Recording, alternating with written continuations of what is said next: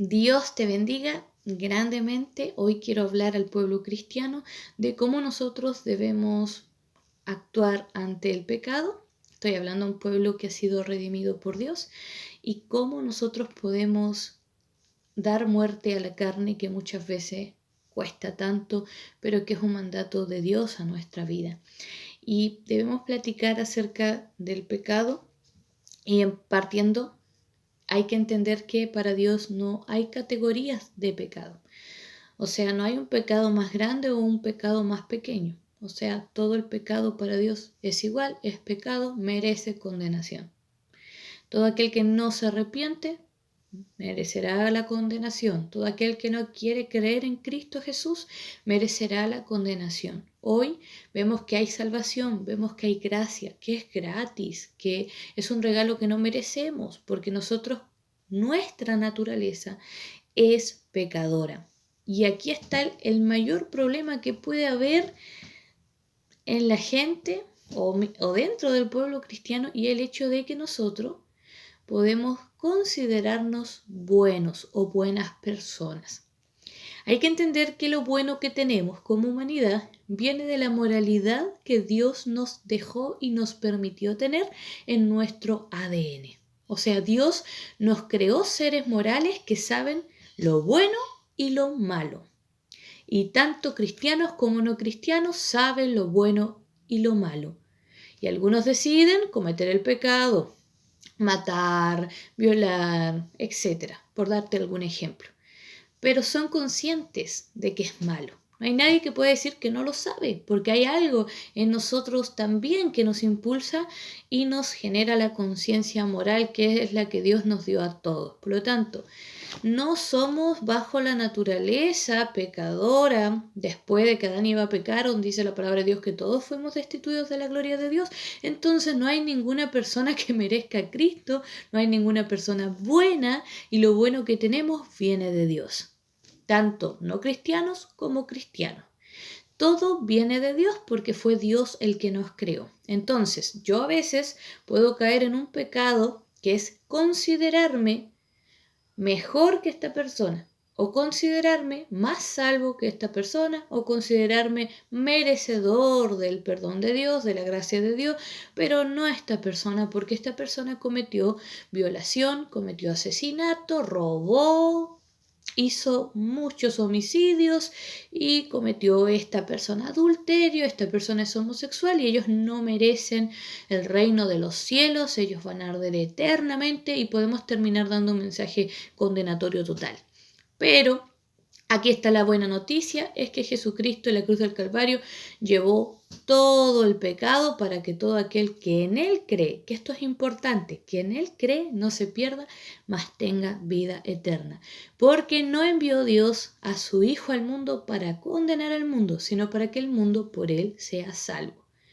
Por eso es importante entender que la voluntad de Dios, y es lo que vemos en 2 de Pedro, es que todos procedan al arrepentimiento, que nadie perezca. Así lo dice tal cual la palabra.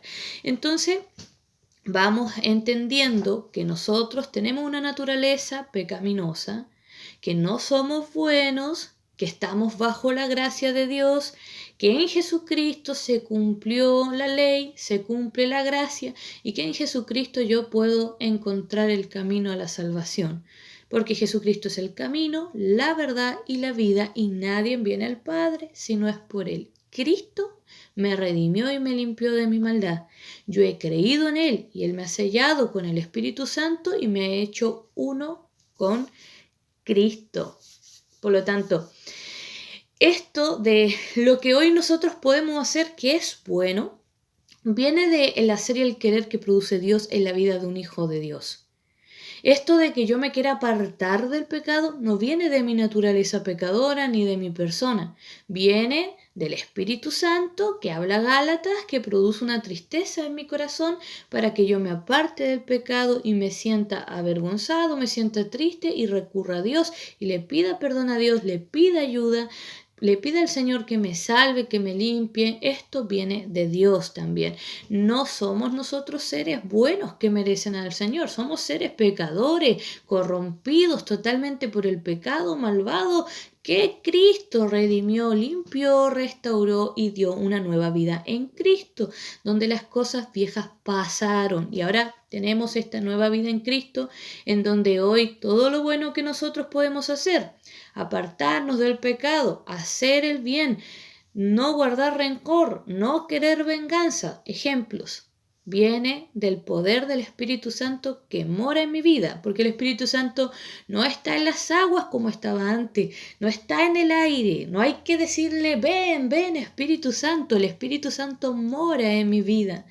Por cuanto Cristo me redimió, yo he creído en Cristo, soy parte de la promesa de Cristo y tengo este sello del Espíritu Santo que dice la palabra de Dios que es la garantía de que soy un hijo, de que soy salvo, de que el Espíritu mora en mi vida, este sello maravilloso que Dios nos ha entregado por gracia.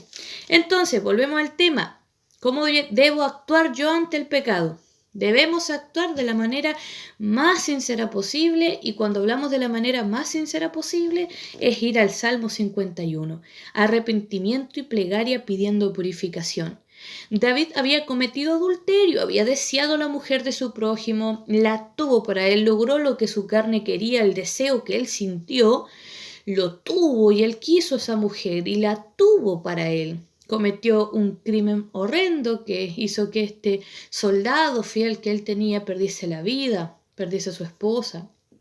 Entonces vemos que David fue llevado por sus deseos, fue llevado por la carne, por la lujuria, por la lascivia.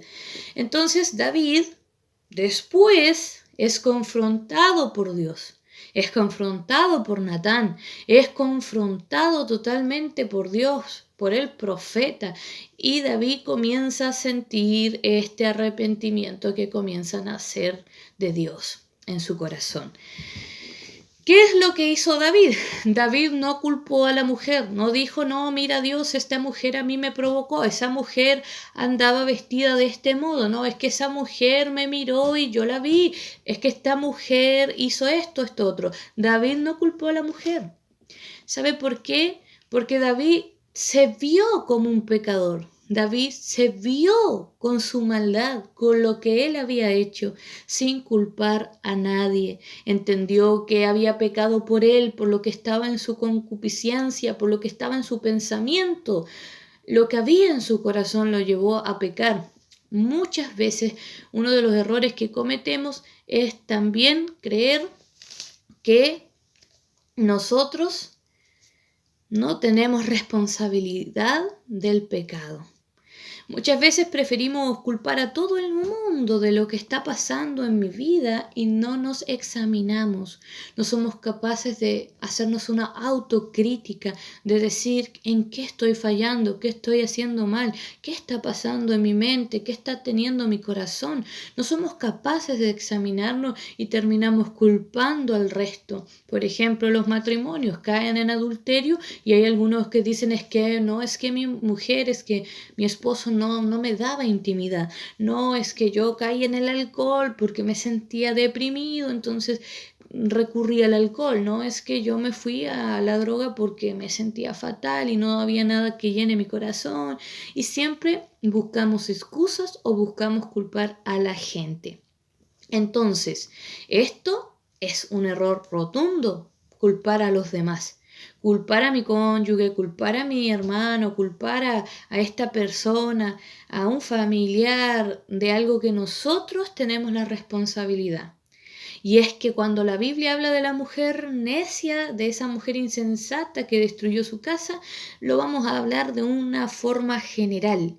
Cualquier persona necia con falta de sabiduría, que no mira su pecado y que siempre está apuntando a todo el mundo, viendo la viga del ojo ajeno, pero no viendo la viga que está en tu propio ojo, si nosotros no somos capaces de ver nuestra propia paja que está estorbando nuestra vida, vamos siempre a ser víctimas. Y Dios no quiere que nos victimicemos del pecado que cometemos, porque lo cometemos en primer lugar contra Dios. y contra nuestro prójimo. Por lo tanto, podemos nosotros mismos destruir nuestra vida y la de nuestra familia por ser necios, por ser faltos de sabiduría, por ser soberbios, altivos, arrogantes, por caer en un victimismo muchas veces de decir, no, es que yo pequé por esto, yo hice esto, por esto, es que pasó esto y por eso ocurrió esto, y nunca nos examinamos. Y la Biblia dice que debemos pedirle a Dios que nos examine y que nos pruebe, porque es necesario que podamos nosotros discernir la maldad que está en nuestro corazón, el pecado que brotó de nosotros. Es importante examinarnos. Entonces, no somos buenas personas, somos personas redimidas por Cristo.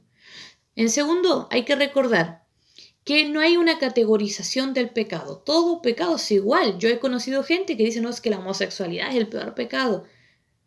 Mentir, robar, ser una persona incrédula, ser una persona cobarde, también es pecado. Entonces hay que entender que para Dios el pecado es igual, no hay una categoría. El pecado es pecado y Dios aborrece el pecado y eso no va a cambiar nunca.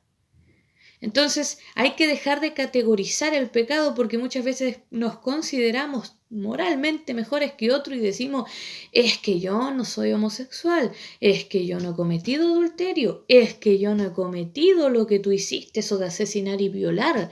Claro que no, pero ¿cuántas veces hemos matado en nuestra mente? ¿Cuántas veces hemos tenido deseos prohibidos o lascivia, lujuria? ¿Cuántas veces quizás la gente ha caído en la pornografía? Entonces tenemos que empezar a examinar todo para entender que todos somos pecadores y que todos podemos llegar a pecar. Pero ¿qué podemos hacer? Humillarnos a Cristo, porque vamos a tener una lucha con el pecado y con nuestra carne siempre, hasta que Cristo venga o hasta que nosotros partamos de esta tierra. Pero vamos a tener esa lucha constante. Por lo tanto, dejemos de categorizar el pecado, de estar viendo la viga del ojo ajeno y comencemos a examinarnos a nosotros, porque cuando te examinas a ti mismo te das cuenta que te falta mucho, mucho por mejorar y que el Señor necesita transformar y moldear en tu vida estas áreas que están afectándote, que tu necedad, que tu soberbia no te permite ver que hay un problema, que está un pecado que no has querido reconocer en tu corazón y lo has ocultado y no lo has tratado con Cristo. Es como lo que había en el corazón de Judas. Judas era alguien que caminó con Cristo, vio todo lo de Cristo, tuvo las mismas oportunidades que todos los discípulos tuvieron, pero Judas tenía cosas en su corazón que nunca llevó al maestro. El maestro estaba para cualquiera que fuera él, pero Judas ocultó lo que había en su corazón y no fue al maestro. No cometamos ese error. El Salmo 51 dice algo maravilloso, dice, porque yo reconozco mis rebeliones y mi pecado está siempre delante de mí. Contra ti solo he pecado y he hecho lo malo delante de tus ojos, para que seas reconocido justo en tu palabra y tenido por puro en tu juicio. Pero mire lo que dice, porque yo reconozco mis rebeliones. Y mire lo otro que dice, contra ti solo he pecado. Es lo que nosotros tendríamos que empezar a clamarle al Señor. Gálatas 5 dice así, digo pues, andad en el Espíritu, versículos 16 y 17, y no satisfagáis los deseos de la carne, porque el deseo de la carne es contra el Espíritu y del Espíritu es contra la carne, y estos se oponen entre sí para que no hagáis lo que quisiereis. Mire esto. Dice, y manifiestas son las obras de la carne, el versículo 19, que son adulterio, fornicación, inmundicia, lascivia, idolatría, hechicerías, enemistades, pleitos, celos, iras, contiendas, disensiones, herejías, envidias, homicidios, borracheras, orgías y cosas semejantes a esta, acerca de las cuales os amonesto, como ya os he dicho antes, que los que practican tales cosas no heredarán el reino de Dios. fuerte la palabra de Dios, porque de todo esto tenemos que despojarnos, debemos dejar de alimentar el pecado. Es como alguien que le cuesta dejar el cigarro, es como alguien que le cuesta dejar el alcohol, pero lo sigue comprando, le cuesta, pero sigue alimentando ese pecado, sigue alimentando esa adicción. Por lo tanto, no alimentemos nuestro pecado, vayamos a Cristo, vayamos al Maestro, porque Cristo nos va a humillar, nos va a quebrantar, va a hacer que veamos nuestro pecado y nos va a ayudar a apartarnos del pecado. Mire también lo que dice acá la palabra de Dios en Apocalipsis 21. Dice, pero los cobardes e incrédulos, los abominables y homicidas, los fornicarios y hechiceros, los idólatras y todos los mentirosos tendrán su parte en el lago que arde con fuego y azufre, que es la muerte segunda. Vemos que Dios condena en la palabra de Dios el pecado. Él lo aborrece, no va a tener a nadie por inocente. Él va a hacer su juicio justo. Por eso la palabra de Dios dice que dura cosa es caer en las manos del Dios vivo. Por lo tanto, hoy estamos a tiempo, estamos bajo la gracia. Podamos ir a Cristo, podamos mostrarle al Señor que nosotros queremos ser transformados, queremos ser renovados, queremos que limpie nuestra mente, nuestro corazón. Busquemos la presencia de Dios, porque Cristo pronto vendrá o pronto partiremos de esta tierra. Y necesitamos estar delante de Dios como obreros aprobados. Por lo tanto, te insto a que puedas autoexaminarte e ir a Cristo, puedas dejar de centrarte en los demás y pedirle al Señor que te mire a ti, que te examine, que te pruebe, que te muestre tu pecado. Porque el Señor es paciente con sus hijos, es misericordioso, pero nunca olvide, hermano, hermana, que el pecado es aborrecido por el Señor y que necesitamos estar delante de Dios como obreros aprobados sin que nada nos avergüence, porque el Señor es un juez justo y Él juzga con santidad y justicia. Dios puede ayudarte a encontrar la palabra y la guía del Señor siempre.